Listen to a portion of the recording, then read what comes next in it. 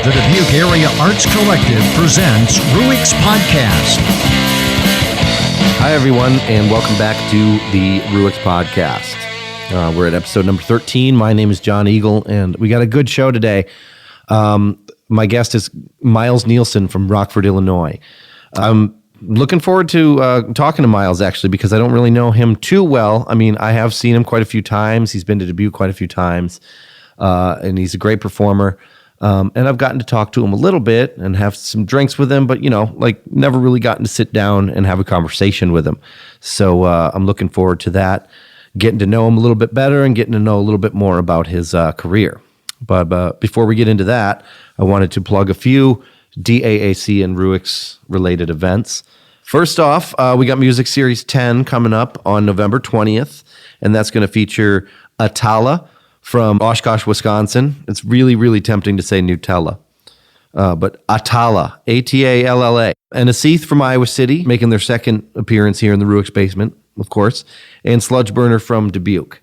And that same day, I'm going to sit down with Brian and Danny and Eric from Aseeth and do a podcast interview. So that should be good too. I don't know Danny, actually. Brian and Eric I know pretty well. But either way, should be a good time. Later that same week, actually that weekend, is the Dark Slide Skateboard Show upstairs at DAAC Gallery. Every contributing artist is going to design their own skateboard deck and hang probably definitely through November, but into December and possibly January too. But it's also, the reception is going to feature live music from Dubuque's Telekinetic Yeti and Snuff Queen. And then The Micro Mantis from Denver, but featuring Tony Willis he's a Dubuque native. He lives in Denver now. And then the band Garbageman from Milwaukee. So that should be a good time too. Suggested donation, $10 at the door, something like that. And that's going to be 5 to 10, 11, something like that, whatever. 5 to ? And then also coming up in December 12th, to be exact, is the recently resurrected Readings Under the Influence show, the first one of those. That's going to be December 12th, like I said, and it's going to feature guest readers Gwen Beatty, Carla Kaufman, and Case the Joint, who you remember from a couple episodes back, and somebody else too. This is still kind of in the preliminary stages of being planned, but we do have those readers confirmed and ready to go, and also live music from Feast of Mutton. So that'll be a good time. And that'll also coincide with the release of the new Ruix zine issue, which will come out around the same time, and it'll also coincide with the art sale going on the 12th and 13th, also upstairs at DAAC. Again, today, I'm going to talk to Miles Nielsen. He's a Midwestern singer-songwriter, and he comes to Dubuque fairly regularly and has been for quite a few years now. He's the son of legendary Rick Nielsen from Cheap Trick. I'm excited to talk to him about that a little bit, but I don't want to dwell on it too much, frankly. But anyway, like I said, I'm excited to talk to him because I've never actually gotten to sit down and have a long conversation with him. So let's go do that now and see what Miles has to say.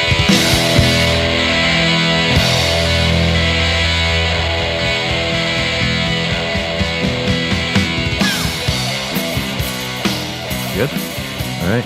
Well, Miles Nielsen is with me now. This is episode number 13 of the Ruix Podcast. This is Jon Eagle. How are you, man? I'm well. Thanks for being here. Yeah, it's not too early. I think the rest of the band is still, half of them are still sleeping. It's 12:15 in the afternoon. That's a good sign. That's good, yeah. That means you played last night, probably a decent crowd, and partied well into the night, I would assume. Dubuque's good for that. Yeah. Yeah, we are good. Coming here often enough to make friends that you end up staying up way too late with. Do you notice staying with somebody, or do you? We ended up staying with Maddie, the bartender over there. Oh, cool. At the lift, and love that guy. It was 4 a.m. It was 4 a.m. before. That's it seems early for him, actually. Oh. So you've been coming here, like you said, for a long time to Dubuque. And you've been playing, like, obviously you have a musical background. Can you tell me, like, how you got started? Because I know your dad is obviously Rick Nielsen, so you have a musical family. Is that kind of what got you started, like your dad, or?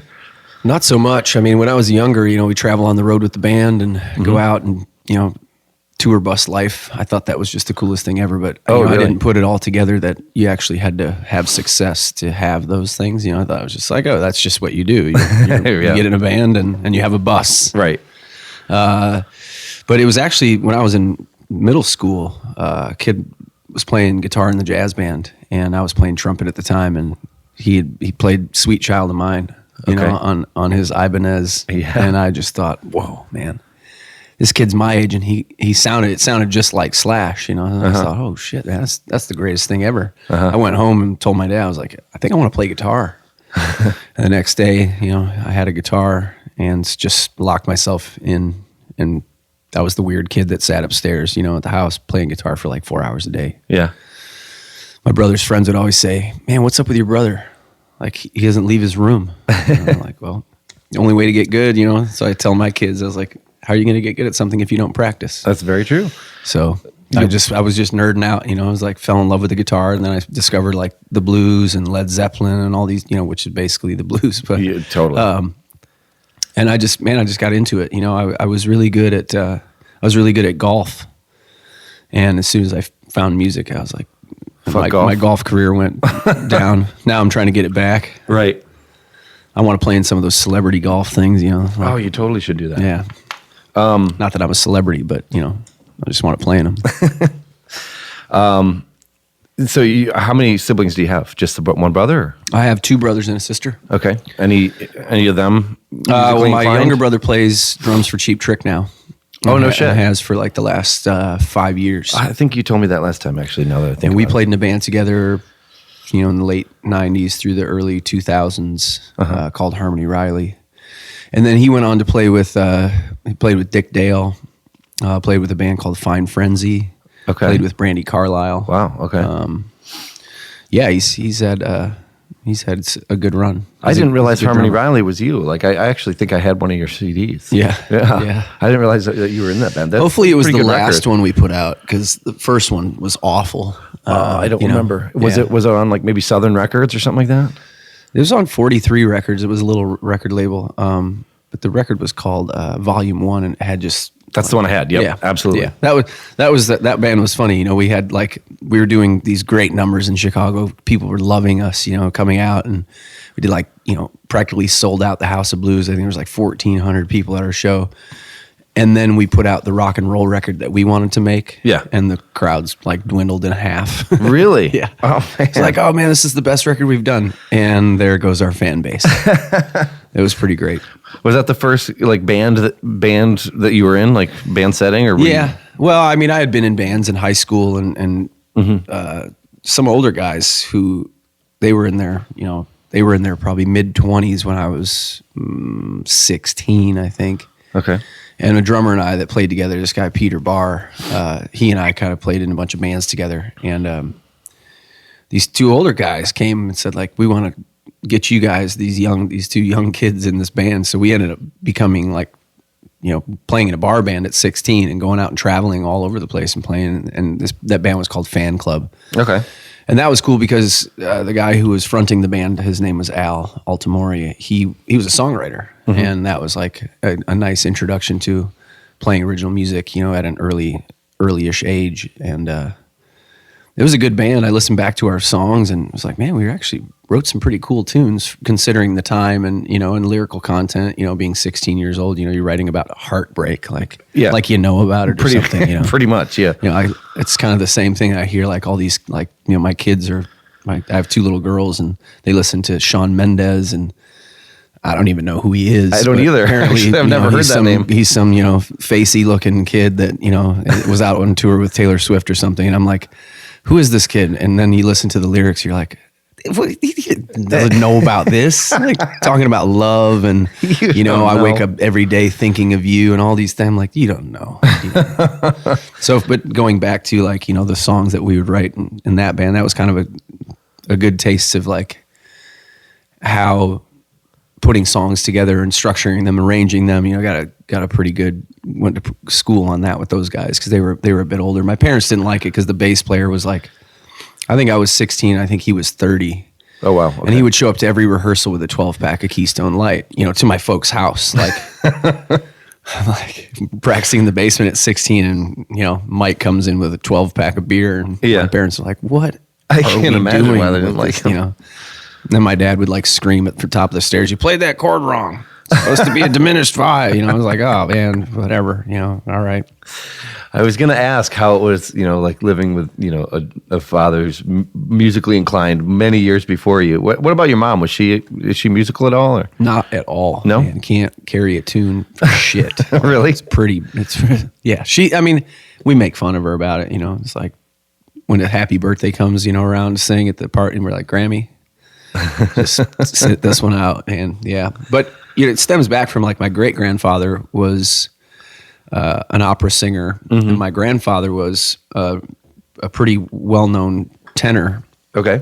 An opera singer as well. Dude's been on over like 500 records. Okay. I start finding records that he's, it's like Ralph Nielsen featuring the London Symphony, right. I'm finding all these records people are sending me, over the course of the last few years, they're turning up, and I'm like, well, that is these pretty great vinyls, where I'm like, man, that's, I'm start playing them and I'm like tripping out, like this is my grandfather. And he's totally. Like, he was, he would travel. He graduated from the American Conservatory when he was 18. Mm-hmm.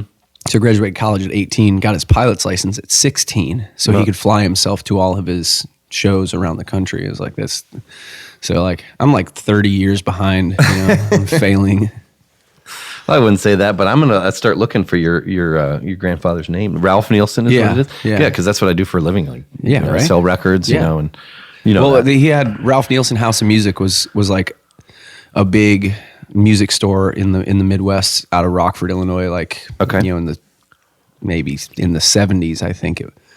But my dad ended up finding a Mellotron. Mm-hmm. And they were really popular overseas in the UK. Yeah. And my dad had stumbled upon some recordings, some band, I'm not sure what bands, but he convinced my grandfather to bring in Mellotrons. Okay. So Ralph Nielsen House of Music was the only place that you could buy Mellotrons. And in the US? I don't know about in the US, but definitely in the Midwest. The Midwest, okay. So it became a thing that, people would drive hours to come to buy these Mellotrons and like. Wow, that's awesome. So you still have a couple of them and have a, I think Steve Albini has the Mellotron, all the tape, the library. I think my dad gave that to him to hold on to and preserve. Because I don't know if you know how those things work, but it's reel to reel, and each key has a reel for. It's like I don't know how they work, but I always wanted to mess with crazy one, instrument, but it's super cool. Yeah. And then my grandmother, Ralph's wife, Marilyn, my dad's mom, she is also a singer. She was an alto, and they both didn't really get to know them much because they just both worked, and they were both choir directors at churches. So, they were just workaholics. Okay. Kind of thing where like you drop off Thanksgiving dinner in their mailbox. Oh, really? Yeah. So what about your parents? How did they meet then? A friend of a friend, I guess, introduced them. My mom was 17 and my dad was 20. Okay. And 6 weeks after they met, they got engaged. And 6 weeks after that, they got married. My mom, it was 2 days after she turned 18. Okay. And they're still together. It was like pretty wild. That's sweet. That's a great story. I'm like, oh, hey, how did you know? She's like, we just knew. I'm like, ugh. They moved to Philadelphia. He was playing in a band called Sick Man of Europe, which is a great band name. Yeah, that is. When was this? This was early 70s. Okay, so pre-Fuse even? Post-Fuse. Post-Fuse, okay. Post-Fuse, pre-Cheap Trick. Okay. Yeah, like right before. So he and Bunny and my mom, and Tom, I think the three of them, they moved to Philadelphia. Okay. And actually my dad ended up working at Studio 54 as a bartender, barback. Oh, wow.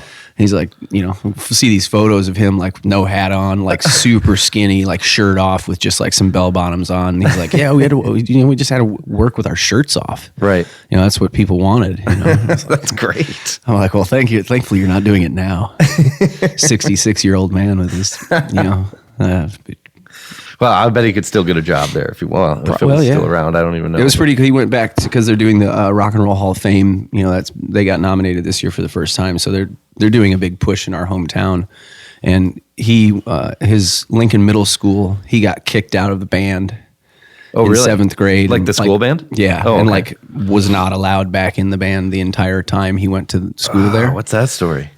He talked back to the band director and told him that he was there's a great, he has a great quote. And he basically told him that he was an idiot and doesn't know anything about music and shouldn't ever be a teacher or something along those lines. And the teacher got super offended and kicked him out of band. Okay. But he went back there yesterday. They had him. They recognized Rick Nielsen Day or Cheap Trick Day or something at the middle school, and he got like a plaque and he got to teach class and all that. So that's awesome. So he was like 66 back. year old guy coming back and like from I think the thing that he didn't want to go back because they made them swim naked when they were in middle school. No shit? Yeah, all the boys had to swim nude. That seems abusive. That seems a bit weird. That would never fly now. Oh, absolutely not. No.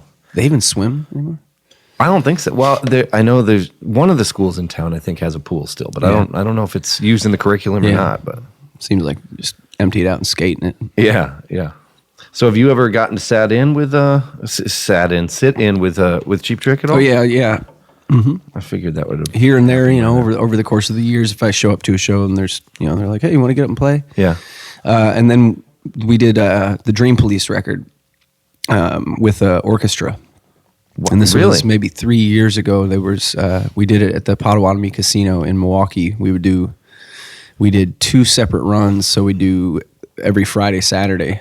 I think we did for 2 months with like a 21-piece orchestra.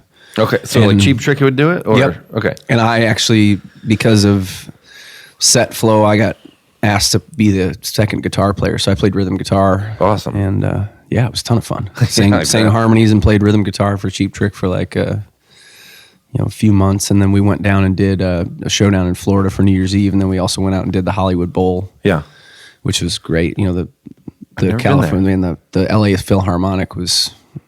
They were pretty great. Yeah, that would be awesome. Yeah, it was a lot of fun. It was a good experience. And then you're looking around, and you're like, I'm on stage with my brother and my dad. Yeah. Like making music, rock music. Exactly. And tunes that I enjoy, Totally. In front of tons of people that have just grown up listening to this. Yeah, it was pretty great. Yeah, that's we were at the show, and it's like, like in Los Angeles, you have the who's who, everybody coming out, and seeing the show, and it's like sitting backstage, and they're like, "Man, you were great." I'm like, you're super famous, and like who what sort of people would you run into? It was mostly the actresses like Angie Harmon and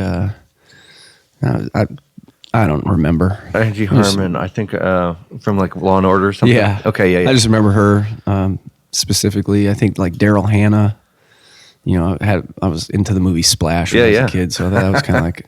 Or something about Jackson Brown. Didn't he beat her or something like that? Or I don't know. Were they married or something like that? I think there is a connection there. I don't remember exactly the story. That could be bad if that's incorrect. But yeah, well, I don't know if Jackson Brown's listening to this podcast, but hopefully he is. And he better be. Yeah. He's playing in Rockford tonight. Is he really? Yeah. Oh wow, I've never seen him. That would be a great show to see. I bet. Yeah, I ended up at a wedding out in Paso Robles, California, where Jackson Brown sat in with us. We were playing on a flatbed trailer. Okay. And we did a Sam Cooke tune. And he didn't know the changes, but it was fun regardless. Yeah, for sure. Yeah. So, like when you started getting into bands and like writing songs and stuff, like pretty much grew up in Rockford the whole time, right? Yeah, there was some stints of, when Cheap Trick was making records, I would go out and stay with them. Like they made a couple records out in Los Angeles, and I would go out there and stay for months at a time. Okay. Which I think maybe had some influence on wanting to be in a band. Yeah, I could just see kind that. of seeing that and being around it. And I just remember like being at the studio and like across the hall was White Lion. you know. Oh yeah. So Like and then Mike Tramp and Vito Bratta. So I ended up becoming friends with Vito Bratta and like going to his apartment because they lived in the same complex and going down there and playing guitar with him. Yeah. You know, he We promised me a remember the band Steinberger Legal guitar. Fingers I was in? Oh yeah. Yeah, we almost called the band the Vito Bratta, actually, because it's just a cool name. Yeah. But anyway, I didn't mean to interrupt. No, and he still owes me one of those Steinberger guitars. He promised he would get me one, but that never really? happened. Yeah, it didn't happen. Yeah, he's a great guitarist. I mean, that's a talented band. They just, I don't know, they get lumped in with, all the hair metals. Yeah, well, and they should. And they should, yeah, for sure. I mean, but that I was, like hair metal, so. Yes, I mean, I'll defend it. I'm guilty of that as well. For sure. I remember seeing Soundgarden open up for Skid Row. Oh, yeah? And people were like, oh man, I bet Soundgarden was great. I was like, Skid Row kicked the shit out of them. Absolutely. And on whatever, at that time, they were just like, they were hot, they were like, Slave to the Grind, maybe? exactly, slave to the grind. Yeah, that was like my first show. I saw Skid Row and Pantera, and man. Skid Row blew Pantera off the stage too, and I love Pantera. But Pantera's pretty fantastic. they are. You watch those videos, those home movies? Oh, yeah. Like, Yeah, me and Matt actually quote them all the time. I want to chuck solo cups of Coors Light into the upper deck and have someone catch it and slam it. So that is some of the coolest shit ever. Wow, yeah, watch it go. Yeah, watch it go. Yeah. Oh yeah, I love those videos. They came to Pantera played in Rockford, and my brother Dax and his buddies were all like 13. Okay. And they were huge fans, right? And Rex, bass player for Pantera, my dad ended up getting them tickets and passes, and they kind of just wandered into the backstage, and Rex and Dimebag were like, "Hey man, you want anything?" Really? And they're just drinking beers with Pantera at 13. And then I guess Pantera has a thing where after the show, they would get just shitloads of Taco Bell. Oh, wow. And these kids, my brother is 13 years old, drinking Coors Light and eating Taco Bell with Pantera. Oh, that's awesome. And he's like, that was it. That's like a big, the Dimebag thing to me, man. It's that's crazy. Oh, that's a huge bummer. Yeah. Honestly, I wish, I'm glad that, I wish he was, he didn't go out as a member of that band Damage Plan, because that was just such a terrible band. Yeah. But, I digress. Phil Anselmo, man, that guy, I remember we had when people had answering machines at their house, I don't know if people still do that, but Phil Anselmo left a message on the answering machine back and it was always in, my brother and I, we shared a bedroom, and that's where the answering machine was. I went back there and clicked on it one day, and it was Phil Anselmo leaving a message for my dad, and it was just super intense, all this, and then he just, at the end, he just goes, "And keep drinking." That was how he ended up and keep drinking. I was like, that's fantastic. That is fantastic. I bet he still liked that too. Keep drinking. Yeah, he's pretty intense, that guy. Okay, well, I guess I meant yeah, I diverted 100%. No, that's great. No, that's what this show's all about. But when I was talking about Rockford, oh yeah, you're coming here. You've been coming here for quite a few years, and you seem to from what I've observed anyway, you seem to have a scene there that thrives much like the one here. I would say, because you and Dan and Kelly all play shows together and play on each other's records and stuff like that. Did you guys all grow up together, playing together, or how did those connections kind of happen? Dan was playing in a band called the Wandering Sons back mid 2000s, and I was bartending at this little club in Rockford on Mondays. And they would come in, this band would come in and just sit there, and they weren't old enough to drink. And I was like, I'm not going to kick them out. They're cool. They're a band. And they'd come in and just ask me hundreds of questions. Yeah. Hey, man, what's that Firebird you play? Or what's that amp you're playing on? All these questions, who are these guys? And then over and they're time, a little younger than you. Yeah. Right? Okay. I think Dan's, a handful of years younger than me. And I just kept thinking, what's the scoop with these guys? They just keep coming in wanting to get knowledge about, and finally we had this little studio and asked them to record a song, and I was like, well, man, these guys are really good. They're obviously pretty green, but I think, if we could get them in the studio, we could make a good record. So long story short is we ended up recording an EP with those guys. With the Wandering Sons? Yeah. And it turned out, I mean, it was great. It was called Darken Your Door. It was all done live in one room, and it transferred into that, to then that band went on to, I ended up playing bass in that band after a certain amount of time because the bass player wanted to go and leave, and we were making another full-length record, and I was playing all the bass on the record. So then all of a sudden we find ourselves on the road as this band, And then the band sort of, the front man of the band went on to major label record thing, and then it's the classic story of the band that got you there, whatever, like they're not good enough, so I'm gonna go and make music. So it kind of went that route. Okay. But out of that, in the downtime that we had, we just started tracking some of my tunes that I had written. I'm like, I've got these songs, let's just try them. Yeah. And we ended up recording 2 songs almost out of, just kind of accidentally. And all of a sudden I'm like, Mark Ford, who played with the Black Crowes, I played a show with him at Kryptonite in Rockford, and I was like, hey, if you would you consider playing on the record? And all of a sudden it's like Mark Ford's playing on the record, Bunny Carlos is playing on the record, Danny Lewis from Government Mule's playing on the record. Oh, wow.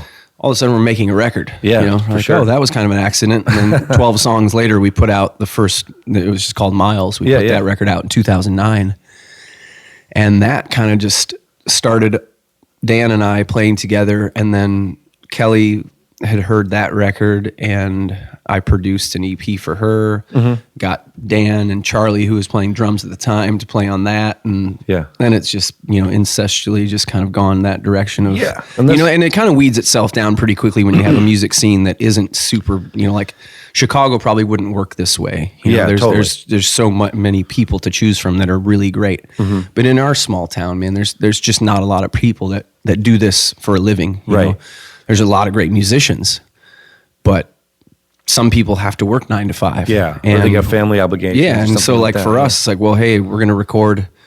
It's Monday. We're going to record Monday, Tuesday, Wednesday. Yeah, well, I can't take work off. It's like, so it weeds itself down pretty quickly to be like, oh, and these are the working musicians of our town. Yeah, and those are the people that we generally are working with and employing. Yeah, and in the scene now, man, it's been fun. There's like some younger bands that are finally, coming up. There's a band called Taboo Blah Blah that Dan just recorded at the studio, and Taboo Blah Blah. Yeah, and their record sounds real cool. Really? Yeah, it's good. I'll have to check that out. Lincoln Flowers. He writes some pretty cool songs, and yeah, it's a cool band. It's they're younger and hungry, and you're like, I kind of watch them now, and I'm kind of like, damn, I am getting older. Because younger, like high school age? No, they're in their mid to early 20s.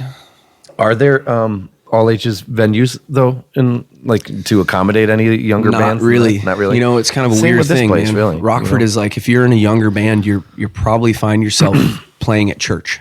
Really? Yeah. So. Yeah, I mean, it's very similar here too. I find like it's. People like the kids will find a way, like rent out the VFW halls and stuff like that. Yeah. But it sounds like Rockford probably has something similar going on. I feel like the Midwest just in general kind of has that same role, It's like you got to struggle to find a venue. Well, we don't find, so all of a sudden you're like creating your own venue. You're renting out a hall, like you said. You're finding a way to do it. That's what we all did. We rented out the basement of this. It was called the Cherry Lounge. Yeah.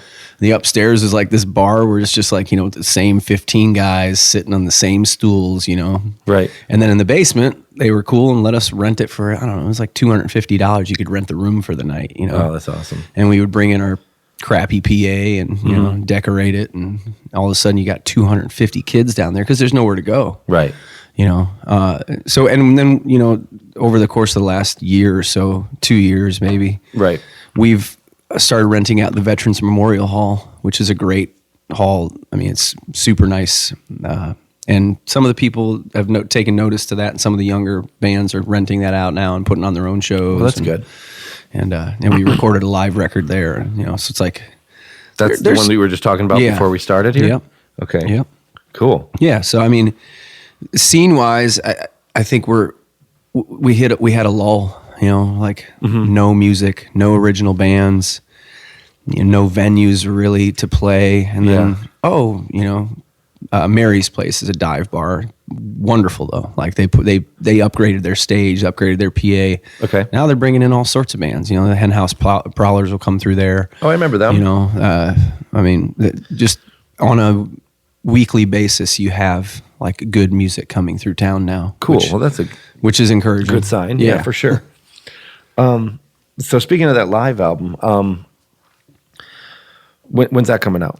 Oh, we put it out already. It is out. Yeah. Okay. Yeah, we put it out. We put it out a few months ago. Okay. I haven't heard that one yet, but like apparently it sounds good. Well, good. I haven't listened to it. Really. You haven't listened to it. Okay. But so that is just the three records out then, right? You have Miles and you have the Rusted Hearts one from like 2011, something like that. And then we have an EP that is the St. Louis Sessions, which is just a 4-song EP. And then we have the live record. And then we have a new studio record that's in the can. Okay. Just got the masters back on that. We're looking at a Valentine's Day release for that. Oh, okay. And it's 11 songs. So guys, remember and keep that in mind for Valentine's Day. I think it's our best work yet. Is it? You know, I mean, I'd like to think so. The guy who used to play bass with us wrote me the other day and had given him a copy to learn. Just it's always good to have a couple people knowing your things in case, you know, your bass player decides he's going to have another child. Yeah, and take a little time off right around the holidays. So I called up Andy, our old bass player. I was like, hey, you got to fill in for some of these dates. And he got a copy of the record and he said, and he's a real dry guy. And he's like, man, that new record brought me to tears. I'm like, oh, wow. That's sweet. So, you know, I felt like, well, we connected with someone who sort of hard to connect with. Yeah, You know, awesome. so I feel like it's at least moving emotionally. So I can't wait in to some hear way, that. shape or form.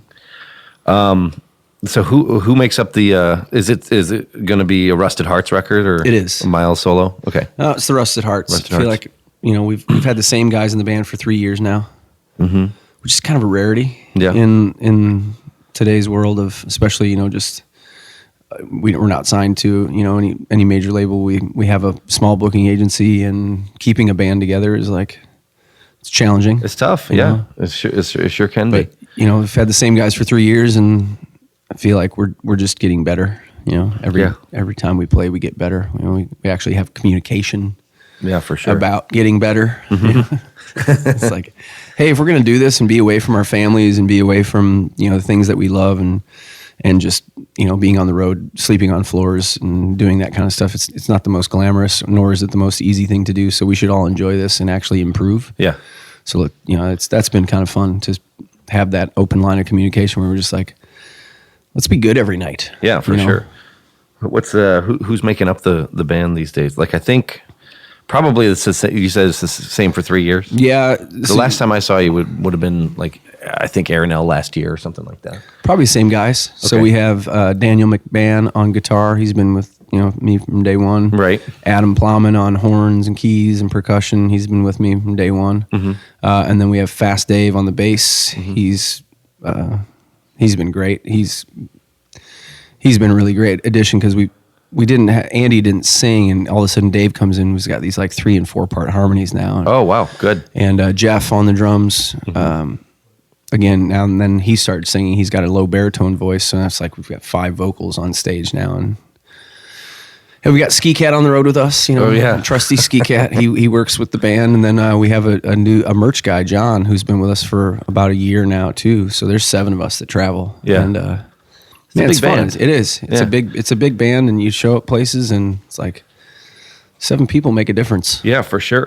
But fun to tour with, especially it is. if it's all buddies of yours, and everybody gets along great. So that's huge. You know, instead of you can't have a bad apple in there though. You know, it's like quickly the negativity just like sinks you down into like easily, I don't want to be on the road. I don't want to get home. I just want to get home to my dog. Yeah, absolutely.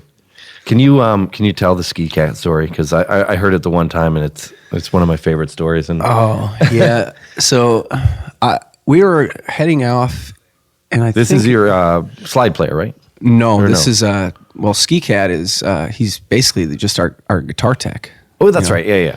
Our stage manager, guitar tech, and when he was a kid, he grew up in Rockford, but his grandparents would take him to Lake Sisibagama. up in Wisconsin, like near Hayward, I think it is. Okay.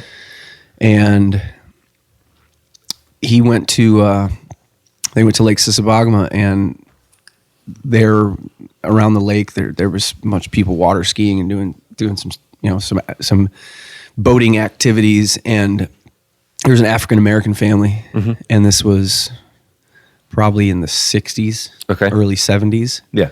I think Ski Cat's 53, and he was just, because grew up in a smaller community and never seen African American people. Yeah. He was like he was like shocked. He was super intrigued, and he was watching every move that they made. He was just fascinated by them, Okay. by this family. And apparently, like, because it was the time, there was definitely a racial tension with the people that owned the boats that you could rent. Well, this family wanted to rent a boat, and they wanted to ski, but no one was really helping them, apparently. It was like, yeah, well, yeah, here you go. So the dad was in the boat, and the rope was coiled up on the dock, and the son, I guess, apparently, I'm probably telling this wrong, but the rope was coiled up, and the dad turned around to the son and said, "Is you ready, Ski Cat?" and just floored it. And the rope was coiling out. The dad is flooring. He's driving off, and the kid is on the dock, getting ready. Yeah. And just bam, gets yanked off the dock, but still holds onto the rope, and gets yanked out of his skis, and is just holding onto the rope, dragging through the lake and not letting go for like a minute, And the reason I just asked, his name's Bill, Bill is Ski Cat. I said, "Tell me a story," and that was the first story that he told. So I said, "All right, from now on, your name is Ski Cat." Ski Cat. And we were out on the road with the Bodines at the time, and their crew, like, they had only known us for 2 days. And then on day 3, we showed up, and I said, I told their guitar tech, Wes, I said, "Wes, that's not Bill anymore, that's Ski Cat." Okay. And they just picked up on it right away. Ski and like Cat. within 2 days, nobody was calling him Bill. It was Ski Cat. Right. And now people, we make T-shirts with I know. his face I was going to on it, ask if you have any T-shirts. we have 2 styles of Ski Cat shirt, and soon to be a third. So I got to get one. It's from become you. a thing. It's awesome. But he tells the story so much better. Yeah. And I just try to picture the time, the era that was all happening. It was just like, oh man, I can only imagine. Oh yeah, and him being so fascinated as a kid by here's a white kid that only knew white people. And Right. it's like, whoa, there's a whole other world out here. And then remove that 2 years later, we're up in Hayward, Wisconsin, and turn around, and we're actually we drove to some supper club for some fish fry dinner. Okay. A friend of ours has this cabin up there, and he's like, "You got to come up for a few days." We didn't even realize where we were going, really. We just kind of drove there. Well, he drove us over to this fish fry. We turn around, Lake Sisibogma is where we were. So Ski Cat went home. It was like, it was so great. We got photos. We got a hat. It's just. Oh yeah, it couldn't be better. Oh, that's great, man. So how much touring do you actually do these days? Like, you're just doing one off right now, right? Like, Yeah, two off. I guess, here in Iowa City. We're almost kind of doing. Well, we'll do here Iowa City, and then we do two days in Des Moines. Oh, cool. We're doing a show at the Gas Lamp. Gas Lamp's great. I love that place. Yeah, it is great. And then we'll do a house concert on that Sunday. Oh, cool. Some people that came out to the Gas Lamp last time that saw us and said, "Man, we love your band. We do house concerts." Awesome. Sure, we'll stay an extra day. Yeah. They're putting us up at their house and feeding you probably. Yeah, it's like one of those rarities where people are willing to let 7 dudes I know come to their nice house and stay there for a day and a half. It's fantastic.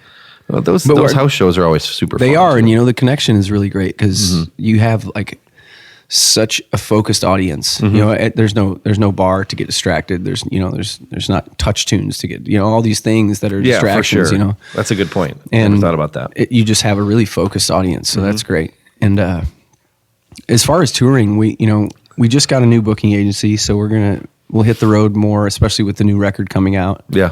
Right now we're kind of doing like that that Nashville country kind of thing where you go out and you do Thursday, Friday, Saturday, Sunday. Yeah. Come home. Oh, those are always fun though. Spend Monday, Tuesday, Wednesday at home regrouping. Yeah. Which is great, but then you don't really get into that tour run kind of where you're kind of gristled. You wake up every day kind of like, feeling that hungover. We're a band on the road. There's something special about that For sure. I kind of miss when you're out for like 3-4 weeks at a time and you're like, man, I really want my bed. But then you get home and you're like, I really want to be back on the road. Totally, it's this catch of, and that's why you do it, But to me, it's just, I love being in a different city every day. Yeah. I love here, rolling down the street to go to Monk's to get a coffee and Rick almost hits me crossing the street. It's like those kind of things. It's like, oh, hey, right. It's like get to see people that you've become friends with only because of playing in a band, Exactly. only because of sharing music, together. And it's like we go to all these different cities and it's like, you get to see your friends for a day. Yeah, for sure. Which that's stinks nice. sometimes, like, it'd be really fun if we could spend 3 days here and just hang out and like do actual things together. But instead, we're just going to have a couple shots and maybe a beer and grab a bite to eat and see you on your way, Yeah. And so touring, man, it's a special thing, For sure. Yeah, it's good. But you have to have the right people to do it because, we've taken a couple friends who have never toured. You're like, man, I want to go with the band. I want to go with the band. It sounds so fun. It just looks fun. 2 days in, they're like, I want to go home. How do you guys wait like 7 hours between meals? You don't even stop to pee. And you're like, dude, pee in a bottle, pee in a jug. We're not stopping. We got to make tracks. Yeah, exactly. So it's definitely, you got to put the right pieces together. Yeah, absolutely. Have you done much international touring? No. None at all? Well, just briefly. We went Germany, pretty much Germany, and then a short stint in the UK. When'd you do that? 2010. Oh, okay, cool. So right around that last Rusted Hearts. Yeah, right before that. Okay. And we need to get back, It's So just, that's something you definitely want to do more of. Yeah. Pushing for that, Yeah, I've never done that either. With an agency now, that has some connections to the overseas market. It's just too hard to do by yourself, Like as a solo act, you mean? I just mean like as the promoter and the booking guy. Yeah, for sure. I'm not booking a tour of Europe. I wouldn't even know where to start. I couldn't even imagine that. But we're looking to get over there. Yeah. So if anybody that's listening to this podcast, bring us to Europe. Yep. See, you heard that. Back to, how many times you've been back to Dubuque, and you've made a bunch of friends here for sure. And I think you have a bit of a following. What do you have, sort of an editorial comment to say about our little town here? I really like Dubuque. Yeah. It's been a great, just over the years of coming here we started coming here in 2010. Yeah. Monks, I think, was probably started coming to Monks in 2010. And, I don't know, man. There's just a good energy here. There's good people. There's a music scene that I don't know if, I know that it exists, and I know that the same, I see some of the same people when I come through, and they're pushing their own agendas via whether it's a podcast, whether it's just getting people to the shows, whether, it's buying all the new merchandise that we bring, or, telling other people about it across the country. It's not far for us to get over here, That's true. So it's a good place to stop through, and I feel like, we've built something here, and then we need to get back to building it better. We haven't put out a new record, so I feel like we're kind of back at that. Reevaluate the market and figure out how we can get it from 100 people showing up to 400 people showing up. Right. Yeah. So, but that's honestly, like you said before, you had a decent turnout last night for a weeknight, and sure you don't have like that. I think people love to come to your shows. Like, I think it's a testament that you haven't had a new record come out in a while besides the live one or whatever, and people still on a weeknight will want to come out to your shows. It's people love you here. I love you here. Yeah, I think the thing about it becomes realizing, like I said earlier, about wanting to be good every night. Yeah.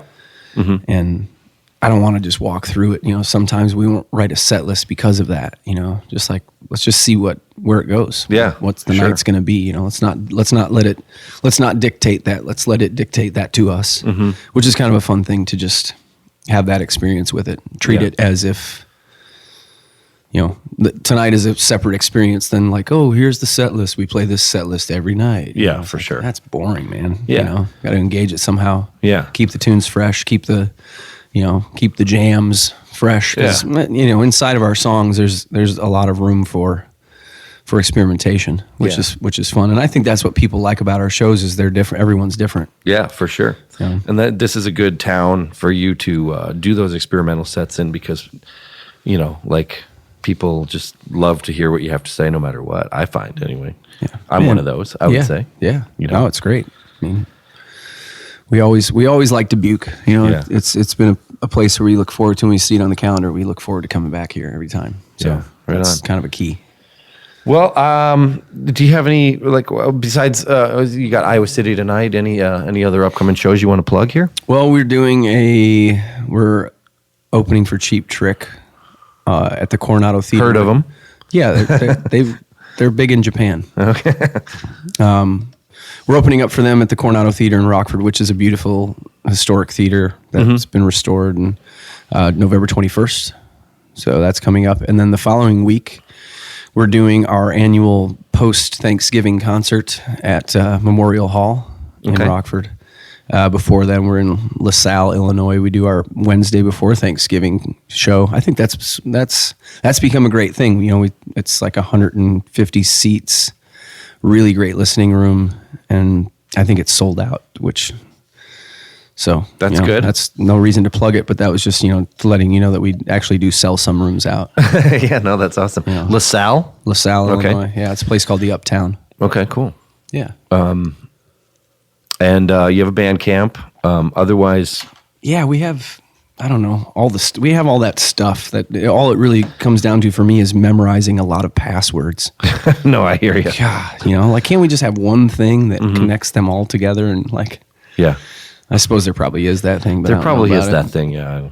Yeah. And they probably recommend against it because it's not as secure or whatever, but yeah. But you have a band camp. I know you can listen to your stuff on is it just milesnielsen.bandcamp.com probably? Yeah, probably. I think it's just I know Miles you have Nielsen. a website, milesnielsen.com. You can get to everything from there. And then we've got, the Rusted Trunk, which is our store. You can buy, all the latest and greatest of the little silly things that I like to design. We have, guitar-shaped fly swatters. Oh, wow. They're kind of running out for the season, but there's still a couple flies left here and there that if you need to get to them. That's true. We have little stash tins for stuff. I think I have a tweed like a tweed bag. Oh yeah. Yeah. I got from you last time. Yeah. Or a couple times ago anyway. We make stuff. And you can get the record on vinyl out at Cities for Change. We have it in town here. Can you order it through the website? You have probably the last remaining vinyls that. Oh, really? Yeah, we're all sold out. Okay, so keep that in mind. I think we have 4 left. Yeah. Something like that. Any chance that that'll be repressed or the first album, Miles, be pressed on vinyl? We've definitely considered the first one. We want to do them all in vinyl. We want to do the St. Louis. We're talking about doing them all. Cool. It's just right now we're going to press the new record. Definitely going to do that on vinyl, and then reevaluate the stock that we have. Yeah. And most likely we're going to repress. We might actually repackage the Presents record, the Presents the Rusted Hearts, and the first record, and do a repackage because the gatefold vinyl thing is pretty pricey. So we might bring it down to just like a single sleeve, and that way, people who are collectors, it's kind of fun too, because then you'll get a new package, and you can own both of them. And we're talking about doing a 7-inch, and so 7-inch for the EP, or okay, cool, yeah. I mean, my thing is, we're about to release another full-length record, and then we're going to do, within the year, we're going to do 2 more EPs. The first one we're going to do is going to be all acoustic instruments, and then the next one is going to be nothing that's organic. Everything's going to be inside some form of box. that needs. What do you mean? Nothing with strings, nothing with horns. Either Oh, rad. Okay. So we're gonna do one electronica EP and then one completely organic EP. I just thought it was a good way to challenge the band. Yeah, for sure. That's So cool. we're kind of looking forward to getting into those songs. Yeah. So Awesome. Yeah. Well, anything else to plug here? no, Well, thanks for coming down and talking to me. I feel like all I did was talk. Well, that's what sort of the purpose of this, I guess, right? this is. Yeah, The porpoise. This is a chat show. So Purpose chat show. I think I did a little bit of the talking too, but You did. I kind of hope You should have had more beer, though. Well, this is the last one. I know, so- that's why. Preparation. You need more beer. Well- I wanted to see you drink 12 beers while we were talking here. You've seen me drink 12 beers so many times. That's true. You're right, good at thanks, drinking Miles. beer. Thank you. All right. Good to see you, buddy. We just shook hands on on the radio waves. Kind of. That was kind of a weak one. That was. I shortchanged you. I hate that. I gave him the dead fish.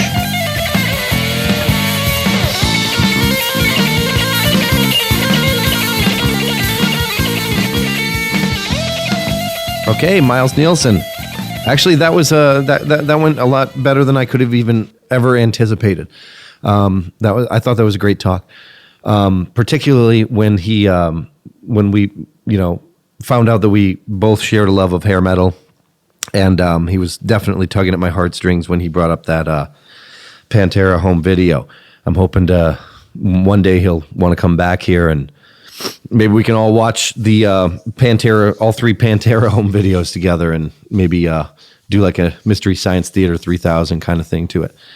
Anyway, so yeah, you can listen to his stuff up on milesnielsen.bandcamp.com. That's Nielsen. And also www.milesnielsen.com, where you can go and find out about tour dates and info and buy any number of pieces of merch that they have on there. Trinkets that he's made himself. I'm actually interested in maybe one of those guitar-shaped fly swatters. I don't know. We'll see what happens. Again, November 20th is Music Series 10. Atala from Oshkosh, Wisconsin, A Seath from Iowa City, and Sludge Burner from Dubuque.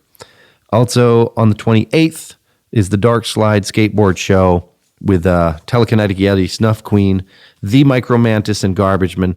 Also, coming up in December, we've got the first Readings Under the Influence show on the 12th, and that's going to coincide, like I said, with the release of the next Ruix. So be on the lookout for that.